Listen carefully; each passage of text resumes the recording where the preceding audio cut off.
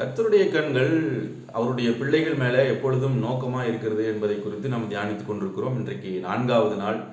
இன்றைக்கு நாம் என்ன பார்க்க போகிறோம்னா 1 பேதுரு 3ஆம் அதிகாரம் 12வது வசனம் இப்படியாக சொல்லுகிறது, கர்த்தருடைய கண்கள் நீதிமான்கள் மேல் நோக்கமாக இருக்கிறது. சங்கீதம் 34:15 இதே வசனத்தை சொல்கிறது, கர்த்தருடைய கண்கள் நீதிமான்கள் மேல் நோக்கமாக இருக்கிறது. எதற்காக கர்த்தர் தம்முடைய பிள்ளைகள் மேலே நோக்கமாக இருக்கிறார் என்று பார்க்கும் பொழுது, அவர்களுடைய வேண்டுதல்கள் என்ன, அவர்களுடைய கூப்பிடுதல் என்ன, அவங்களுடைய ஜெபங்கள் என்ன என்று சொல்லி கவனிக்கும்படி, அதை பார்க்கும்படிக்காக கர்த்தருடைய கண்கள் அவர்கள் மேல் நோக்கமாக இருக்கிறது. எப்படி ஒரு பிள்ளைகள் தங்கள் பெற்றோர்களை விட்டு ரொம்ப தூரமாக போய் விளையாண்டு கொண்டிருந்தா கூட, ஒரு பார்க்கலன்னு வச்சுக்கோமே, ஒரு பீச்சில் விளையாண்டுட்டு இருக்காங்க, தூரமாக விளையாண்டுட்டு இருந்தாலும் அந்த பெற்றோர்களுடைய கண்கள் பார்த்திங்கன்னா அந்த பிள்ளைகள் மேலே தான் இருக்கும்.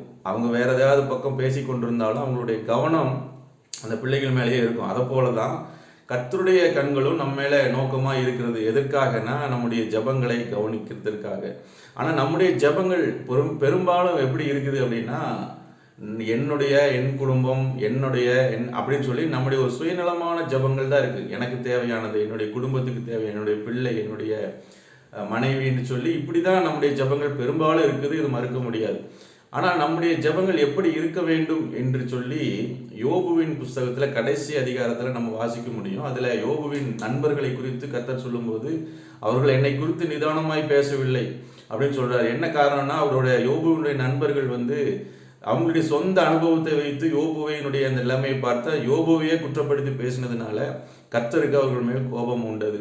அப்போ அவங்ககிட்ட சொல்கிறாரு, நீ போய் யோபுவின் இடத்துல நீங்கள் போய் எனக்காக வேண்டுதல் செய்ய சொல்லுங்கள், தகன பலிகளை செலுத்துங்கள்னு சொல்லும்போது அந்த வசனம் சொல்லுது, அவங்க அப்படியே செய்கிறாங்க.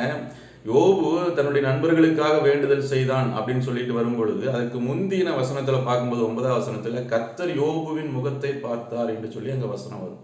அப்போ கர்த்தர் யோபுவின் முகத்தை பார்க்கிறார், அவனுடைய வேண்டுதலை கவனிக்கிறார், அவன் தன்னுடைய நண்பர்களுக்காக பரிந்து பேசி ஜெபிக்கிறான். கர்த்தர் அவனுடைய சிறையிருப்பையும் மாற்றினார், அவருடைய நண்பர்களையும் மன்னித்தார். அப்போ இதிலிருந்து நம்ம என்ன தெரிந்து கொள்கிறோம்னா, நம்முடைய ஜெபங்கள் பெரும்பாலும் இந்த சுயநலமான ஜெபங்களாக இல்லாதபடிக்கு பரிந்து பேசுகிற ஜெபங்கள் நம்முடைய வாழ்க்கையில் ரொம்ப ரொம்ப அவசியம்.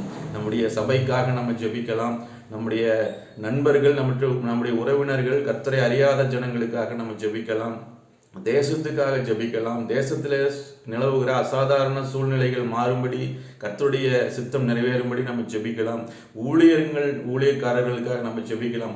இப்படி நம்ம ஜெபிக்கும் பொழுது கர்த்தருடைய இருதயம் நம்மை குறித்து சந்தோஷப்படும். நம்முடைய முகத்தை நம்மை பார்த்து அந்த ஜெபங்களுக்கு அவர் பதிலளிக்கிற தேவனாக இருக்கிறார்.